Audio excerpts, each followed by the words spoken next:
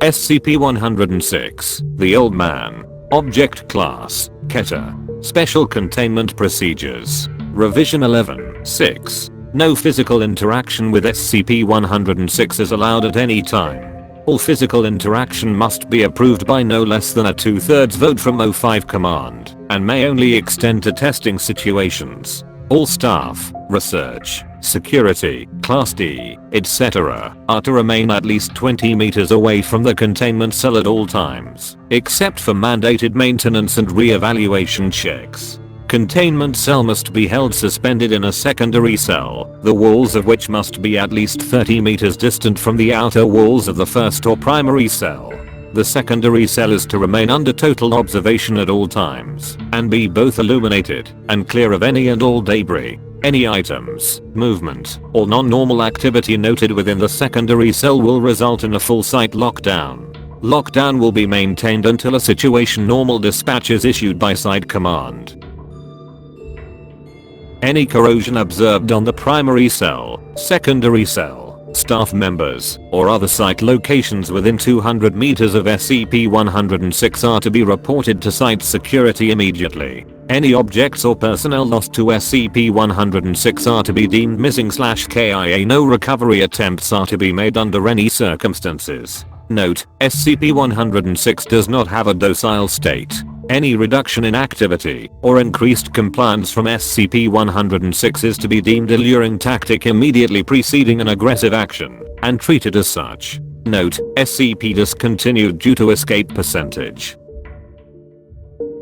Revision 11-7. No physical interaction with SCP-106 is allowed at any time.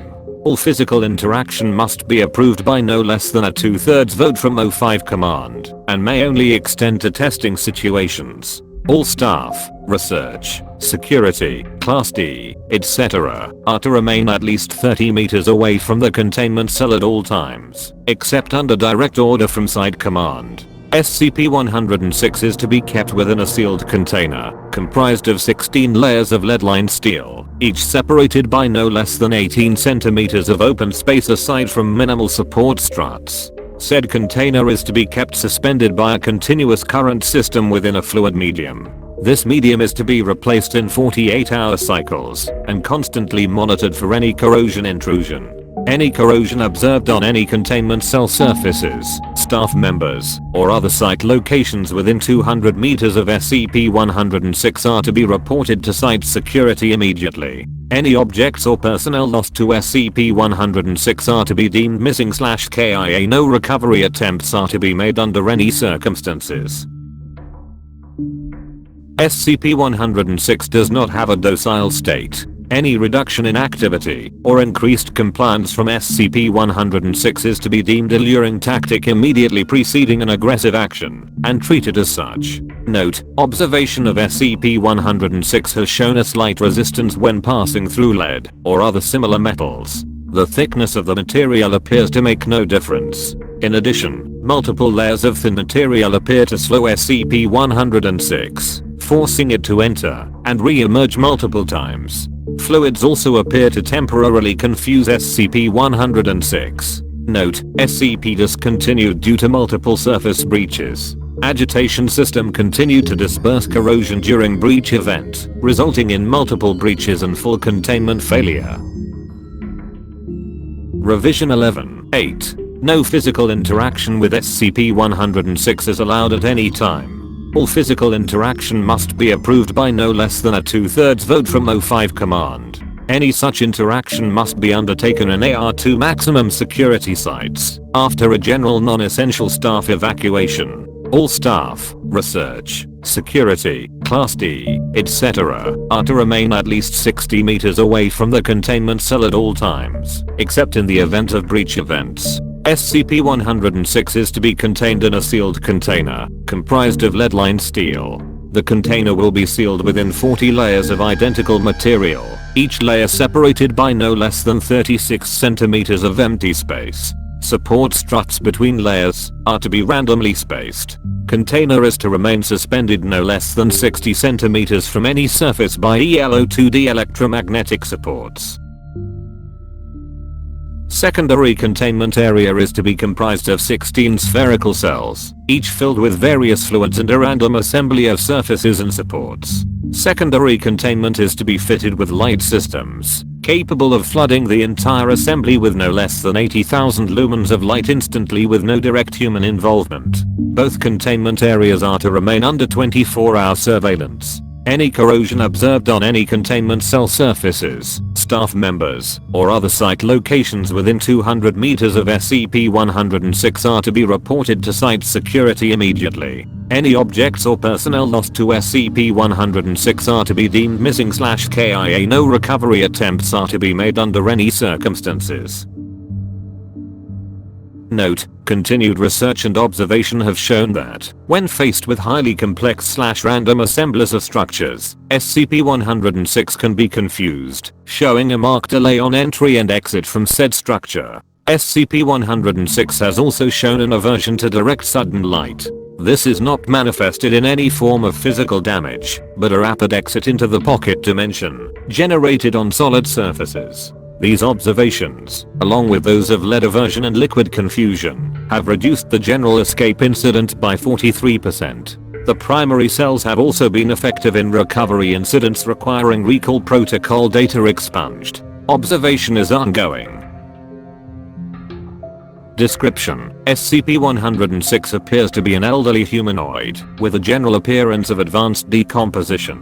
This appearance may vary, but the rotting quality is observed in all forms. SCP-106 is not exceptionally agile, and will remain motionless for days at a time, waiting for prey. SCP-106 is also capable of scaling any vertical surface, and can remain suspended upside down indefinitely. When attacking, SCP-106 will attempt to incapacitate prey by damaging major organs, muscle groups, or tendons, then pull disabled prey into its pocket dimension.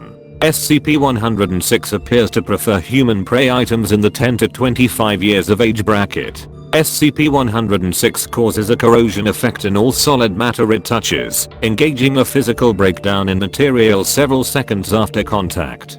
This is observed as rusting, rotting, and cracking of materials, and the creation of a black mucus-like substance similar to the material coating SCP-106. This effect is particularly detrimental to living tissues, and is assumed to be a pre-digestion action.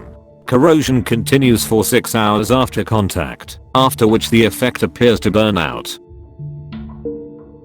SCP-106 is capable of passing through solid matter, leaving behind a large patch of its corrosive mucus. SCP-106 is able to vanish inside solid matter, entering what is assumed to be a form of pocket dimension. SCP-106 is then able to exit this dimension from any point connected to the initial entry point. Examples: entering the inner wall of a room, and exiting the outer wall, entering a wall, and exiting from the ceiling.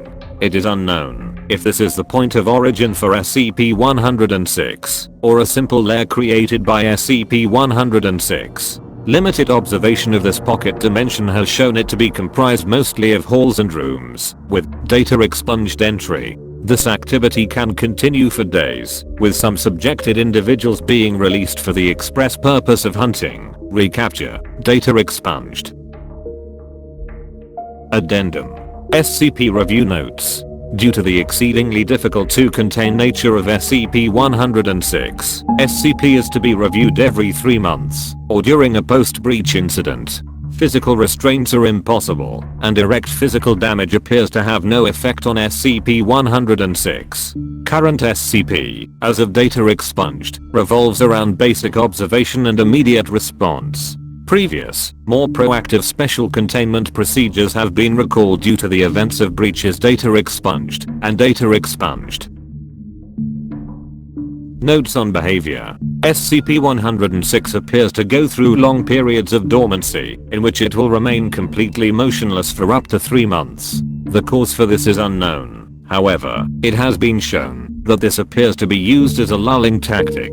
SCP-106 will emerge from this state in a very agitated state, and will attack and abduct staff, and cause gross damage to its containment cell and the site at large. Recall Protocol. Data expunged. SCP-106 appears to hunt and attack based on desire, not hunger. SCP-106 will attack and collect multiple prey items during a hunting behavior event, keeping many alive in the pocket dimension for extended periods of time. SCP-106 has no determinable limit and appears to collect a random number of prey items during an event. The inner dimension accessed by SCP-106 appears to be only accessible by SCP-106.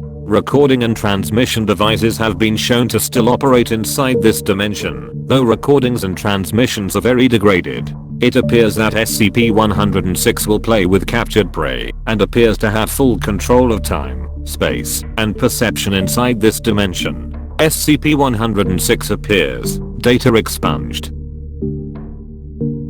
Recall Protocol. Data expunged. In the event of a breach event by SCP-106, a human within the 10 to 25 years of age bracket will be prepped for a call, with the compromised containment cell being replaced and restored for use. When the cell is ready, the lost subject will be injured, preferably via the breakage of a long bone, such as the femur, or the severing of a major tendon, such as the Achilles tendon. Lost subject will then be placed in the prepped cell, and the sound emitted by said subject will be transmitted over the site public address system. SCP-106 will typically begin to gravitate toward the lure subject within 10 to 15 minutes after hearing the subject. Should SCP-106 not respond to the initial broadcast, additional physical trauma is to be administered to the lure subject at 20-minute intervals until SCP-106 responds. Multiple lure subjects may be used in the case of major breach events. SCP-106 will typically enter a dormant state after finishing with a lure subject. In addition, subjects may. Data expunged.